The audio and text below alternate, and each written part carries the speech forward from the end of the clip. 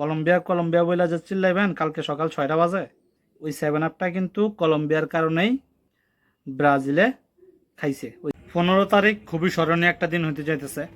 15 তারিখ রাত 1টা স্পেন আর ইংল্যান্ডের খেলা, আবার ভোর 6টায় হইতেছে আর্জেন্টিনা আর কলম্বিয়ার খেলা, মানে দুইটাই ফাইনাল ম্যাচ।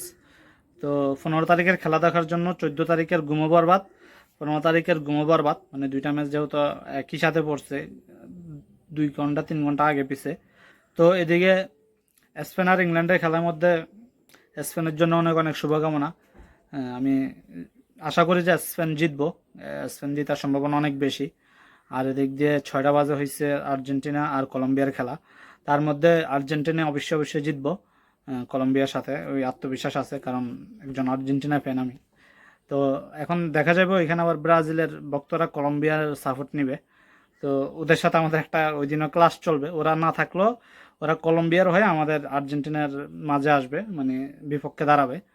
তো ওদেরকে একটা কথা মনে করে দিতে চাই, 2014 সালের বিশ্বকাপ কলম্বিয়ার সাথে ব্রাজিলের খেলা, কলম্বিয়ার এক প্লেয়ারের মাধ্যমে 10 নম্বর জার্সি পরেই তো নেইমার জুনিয়র, মানে সবচাইতে যে বড় ইঞ্জুরিটা হয়েছিল, যার মাধ্যমে ওর কেরিয়ারটা শেষ হয়ে গেছিল, কলম্বিয়ার এক প্লেয়ারের মাধ্যমে হয়েছে।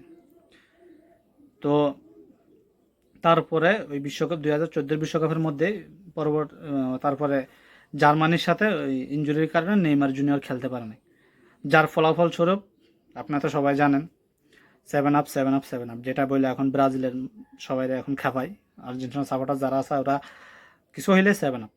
ওই 7 আপটা কিন্তু কলম্বিয়ার কারণেই ব্রাজিলে খাইছে, ওই 7 আপ কারণেই কলম্বিয়ার প্লেয়ার ইঞ্জুরির কারণে নেইমার খেলতে পারে নাই, যার কারণে ম্যাচটা এই অবস্থা।